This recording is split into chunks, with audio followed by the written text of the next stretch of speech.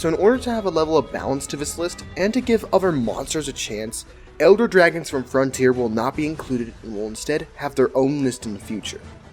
Well, time for round 2. So, last time I made a video like this, I released my top 5 favorite Frontier monsters video. And, seeing how the video performed, the overall response, and how in the video I stated the Elders would be for a later video, I guess it's time to deliver on that promise. So yeah, Elder Dragons. Some of the most renowned, well-known, feared, and powerful monsters in the entire Monster Hunter franchise.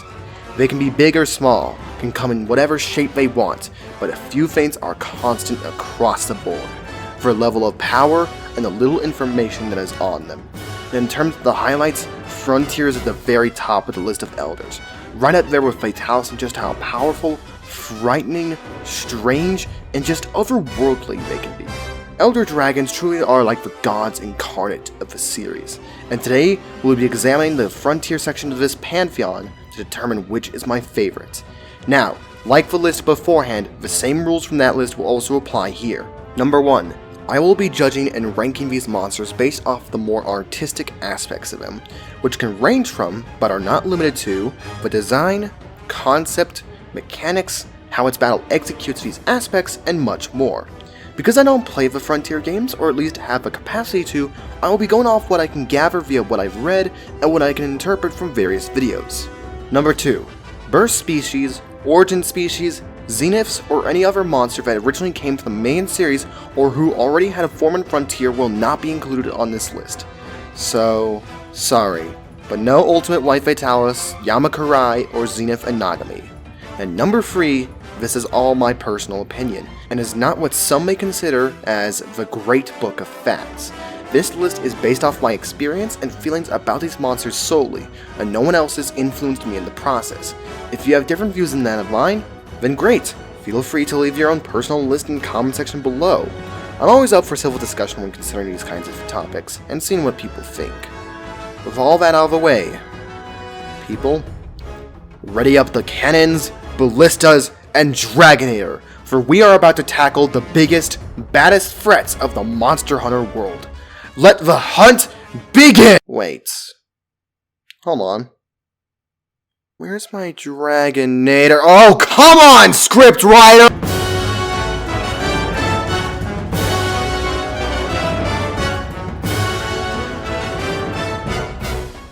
I don't know if it's just me, or if anybody else shares the exact same sentiment I'm about to tell you guys. But I honestly think Monster, as of recently, has gone soft in the power department of monsters. Oh, don't get me wrong, some of these Elder Dragons are still powerful in their own rights, but they're missing that special spark of destructive capability, you know? Those kinds of monsters that are just so physically powerful, so strong, but they would crush anything in their way, like the Laos, Shengo Ran, and even Gogs of the Monster world. I want to see, not hear of power, unbridled, raw strength in its fullest potential to just destroy everything. A memo that I think our good old friend Kyo-Aru Boru has down to a science.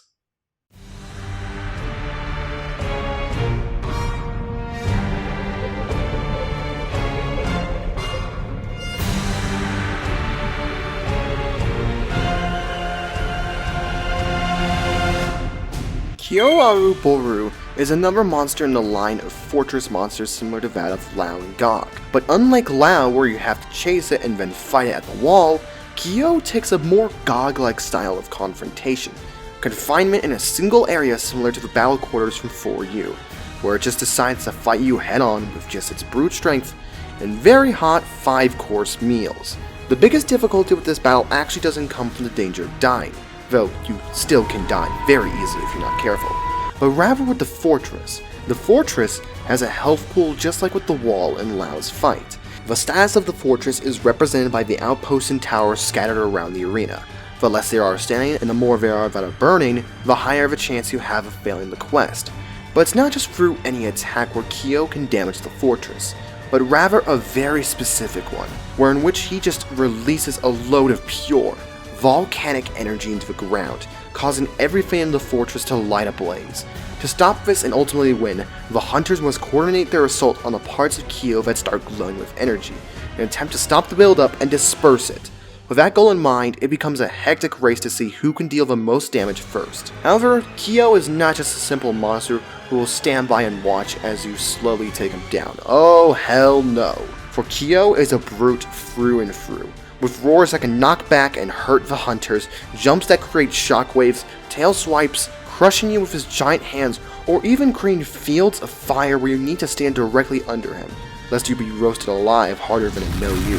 And it gets even worse in the second phase, where he literally gets fired up and starts having lava after effects on most of his attacks, with his attack power and speed also being increased. In this stage, you really need to stop that buildup and ensure he does not do that attack. Else, well, the fortress might be taking some serious damage. Sometimes you don't need much of a strategy at all. You just do what you do best. And in this case, I can think of no other better destructive candidate for the number 5 slots.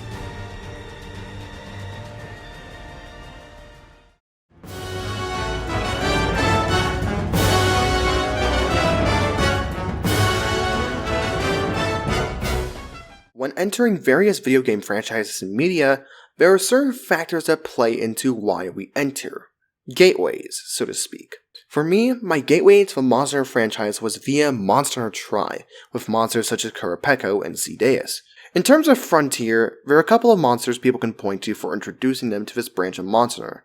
Aspinus, Nono, and Kamu, and in the case of number 4 on this list, Ruko Diora.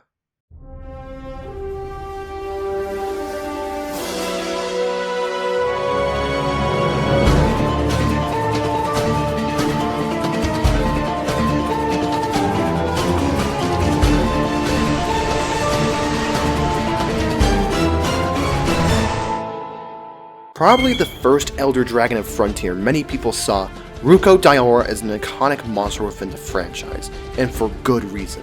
With its simplistic Kushala-like design, consisting of teal, black, light brown, yellow, and bits of orange, Ruko Diora is a fantastic monster to settle people into a series with very radically different designs compared to the main series. Upon first glance, Ruko Diora seems like a monster with generic attacks. Claw swipes, aerial foot dives, beams of death, you know, the usual. But just by looking at the footage, I bet you can tell that something is off. And you would be correct on that assumption, for Ruko Diora possesses the unique Frontier exclusive status, Magnetism. Throughout the entire battle, Ruko Diora radiates a magnetic field around it, allowing it to magnetically charge objects such as rocks, rubble from the Interceptor's base, and even the Hunters. Depending on what objects are charged, they have various effects, though mostly they will rotate around him, creating a barrier that will hurt anybody who runs into it. The darn second rock. In the case of the Hunters though, it has an interesting effect.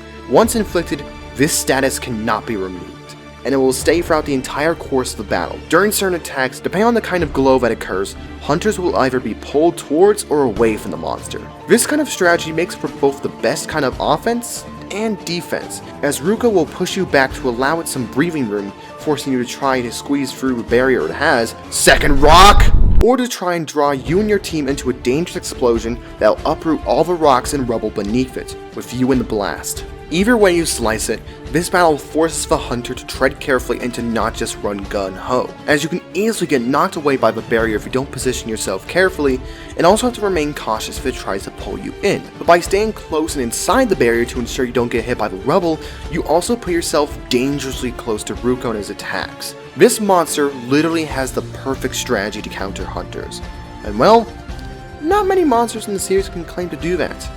So, congratulations Ruko Diora, I tip my hat to you.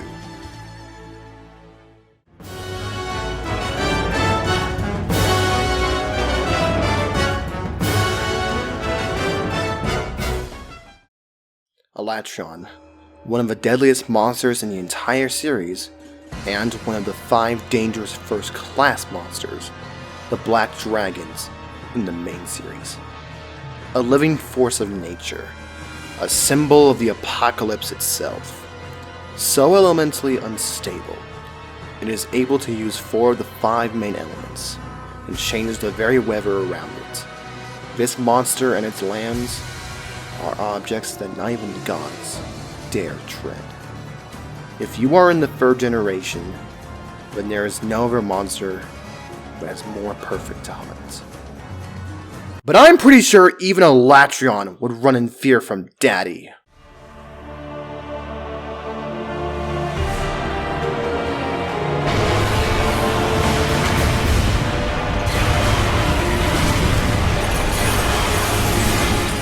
The Frozen Seraphim Dragon, also known as Disyu Furoa, is an elder dragon who first appeared in the Monster Frontier G2 expansion, in its exclusive stage known as World's End. Already, that is an awesome name to give to a location. And honestly, after seeing the power on display by Disyu, I think he's fully capable of such a feat. With a body type similar to that of Kushala and Latreon, you'd think that Disyu would resemble them besides just in appearance, but you'd be dead wrong. For unlike his youngest child, Daddy Disyu knows just how exactly to control his powers, and while he doesn't have as many, the ones he does have I would wager as being even more destructive. With the elements of fire, ice, and dragon at his disposal, Disyu creates what I like to call multi-elements. Statuses or elements monsters can use that are comprised of other smaller elements. In the case of Disyu, it wields the Frozen Seraphim attribute, allowing Disyu to freeze foes solid and create spikes of ice, burn away everything with raw, unbridled fire, and Dragon, makes up his physical power or some other kind of energy. With a combination of 3 deadly elements at his disposal, Disyu will make you sweat. That is, if you aren't already dead. For immediately after the cutscene into his battle plays, he starts off with one of his deadliest attacks, and it only gets worse from there, reflecting beams of energy off crystals of ice, creating whirlwinds that eventually crystallize into a spire, starting off in the second phase with a move that creates spires of icicles and blasts balls of fire from the sky, tornadoes of fire and ice, and so much more. Hell, even swiping his claws causes ice to form around the area where he is struck. It is that cold. One other factor that adds to the experience with Disyu is what is known as the Conquest War system you fight him in. Like with that of the Deviant system, each time you fight Disyu, you level him up. And as the level gets higher all the way up to 9,999, Disyu becomes stronger, faster, gains new moves, and even allows you to get higher, better drops all the way up to G rank. You may have to do a lot of leveling to get him all the way up there, and it may be long and painful, but it's well worth it to see him finally fall in the end, when he ultimately overloads his body with an imbalance of elemental power, freezing him solid. Ha! Take your own medicine, Gramps!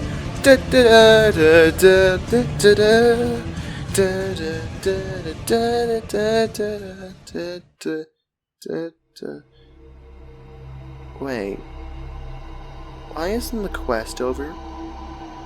Where's the completion screen?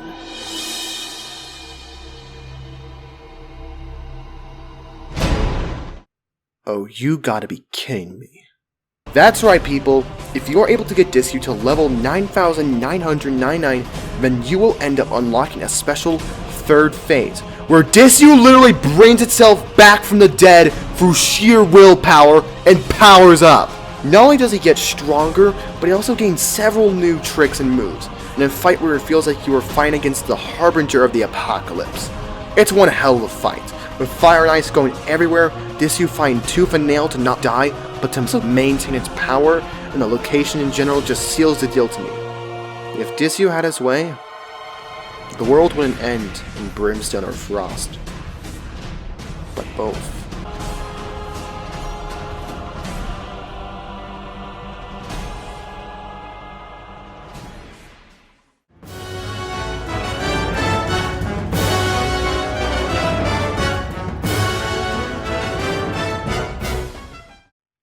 You know, over the years, I've learned to accept the fact that at the end of the day, Monster Hunter isn't realistic, nor was it ever.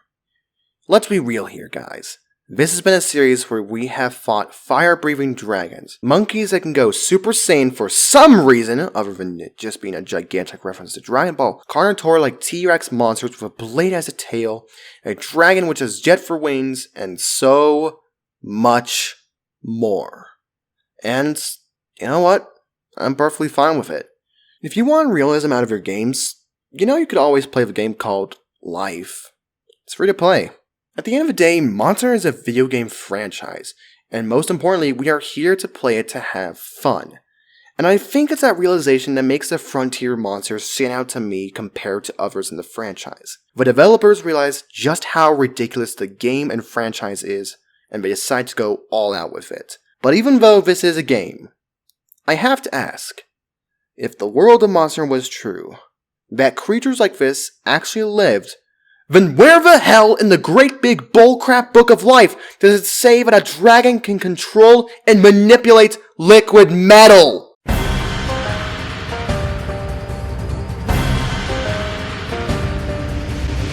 All joking aside, Haru Damaragu has to be one of the most unique, simplest, but coolest elder dragons I have ever seen. All the silvers, greys, oranges, and bits of red sprinkled throughout makes it look wicked. And not to mention it is not one, not two, not even three, but 4 pairs of wings located on its back. And I don't know why, but the gem just located on the forehead produces an air of mystery around this monster, almost similar to that of Amatsu. Could it be the source of its almost divine powers, or is it for some other purpose? Regardless of what you think, this monster is cool! Haru Damaragu fights in a way unlike any other monster, and it is all thanks to that shiny, liquid metal. By manipulating a special kind of metal, Haru can create various defenses to use against predators and hunters, such as coating itself in the liquid metal to create sail-like wings over the thin, flightless stubs it biologically has, creating spikes that rupture out of the ground, creating puddles of the substance that will actually start to eat away at the hunter's life bar if you stand in it for too long, and even cutting blades of the metal onto its arms as weapons. There are various other ways for the creature to defend and attack with, but either way you melt it, you're going to be dealing with the blacksmith of the monster universe, able to create any kind of weapon it sees fit. It's truly a unique way to fight, one that I have not seen any other monster in the franchise use. What's better than using the natural elements or some object in the environment as a weapon, while using liquid metal of all things and hardening it into a weapon to attach onto your arms? Also, we can't end this segment without talking about it, but holy crap, the music for this beast is absolutely amazing.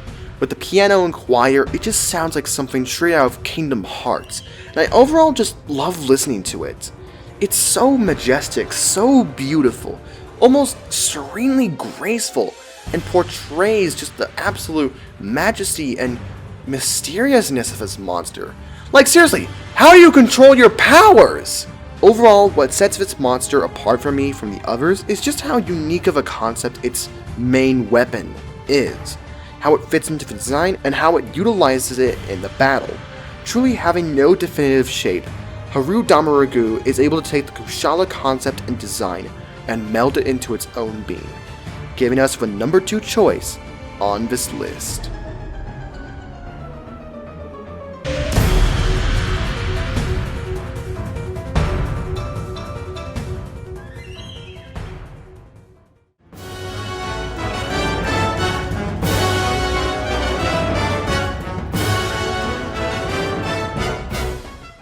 All the previous monsters on this list have all had something to them that made them something more. Something unique. Kyo's power, Ruko's mechanic, Disyu's intimidation and overwhelming attacks, and Haru's appearance and concept.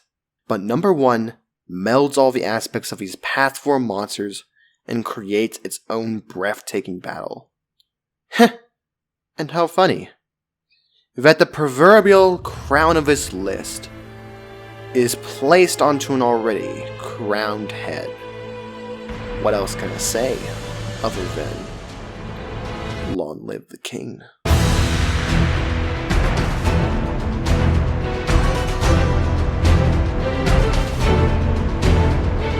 Okay, let me just say that this is not my bias towards ruler-like figures or high and almighty creatures. Actually, that may be part of why. But I have plenty of other reasons as to why I find Guanzorumu my favorite elder dragon in Frontier.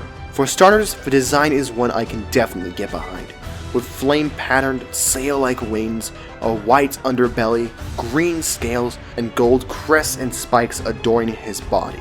The gold just sells it to me especially, as not only does it look cool on his body, making him seem all the more powerful, but also because the crests on the head are actually shaped to look like a crown from the front view. A very nice touch in Minecraft. Now, let's get to the battle, which actually does something no other Elder Dragon fight has. What good is a king after all, without his subjects? During the first phase of the battle, Guan will fight you alongside his servants, the Egirisu, through various commands. Guan can have his minions throw up fire alongside him, and even have them grab hunters and chuck them off the stage for an instant one-hit kill. What good is your fall damage resistance now, hunters? What good is it now? Oh, but he's not just stuck relying on his minions. Oh no sirree. Will roar so loud it can create a wind tunnel to hurt hunters with. Dangerous claw swipes, creating explosions of fire to push him back, and then roasting him with a breath of fire, and covering the area and its perimeter in walls of fire. You will need all the cool drinks you can to just stop you from sweating. But not even that will save you from the second phase, for after dealing enough damage to him, the king decides that there's been enough playing around, and well, just watch.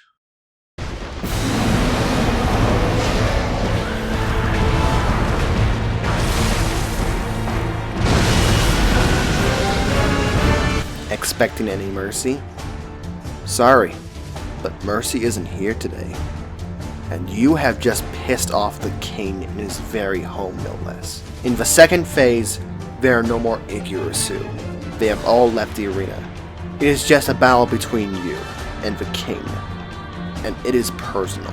Even the weather around the fortress changes to a storm upon him changing elements. With unbridled dragon energy coursing through his veins, Guan has a plethora of new attacks to crush you with. Pools of dragon energy that pop up like Shigaru's bombs, stomps so powerful that it creates wind blasts that push you back, bombarding you with breaths and beams of dragon energy, a nuclear bomb, and so many other attacks such as Elatrion's iconic charging run attack. The battle quickly changes from the king being simply annoyed by yet another peasant entering his domain, to him fighting tooth and nail to kill you, no matter the cost. And neither of you will leave until one of you is left standing. Want to know something scary? At the beginning of the fight, Guan starts off with the highest level of quake, wind pressure, and roar effects, and upon reaching stage 2, gains an even higher level of each. No matter how high the skills you have are, you cannot resist them. There is literally no level of each skill that can resist Guan's effects. Oh, not even considering special individuals known as ruling Guan Zorumus, who use a special golden, heavenly-like fire that is a combination of dragon and fire, and have such power and authority that even in heavy storms, the king's subjects will never leave his side. Lastly, the music for this monster, like every other theme in Frontier, is fantastic, each phase perfectly exuding the aura and power of the Emperor. The first phase creating the feel of a marching army and how you are trying to oppose the will of a king, while the second phase incorporates a single voice in a song, almost singing of the power he has and how futile it is to stand against him, giving a truly Armada-like feel along with the drums used in it. It is with all these factors combined that I consider Guan Zorumu my favorite Elder Dragon in Frontier. It utilizes every single notable aspect of the previous 4 monsters, and blends them all into one monster that still feels entirely unique. The unique position it has over its subjects, the design and theme behind them, the fight itself, and the ever-changing weather around it all culminates into a fantastic monster that deserves no other place but the top spot. I am the Monarch of Dragons. And I'm leaving to get my new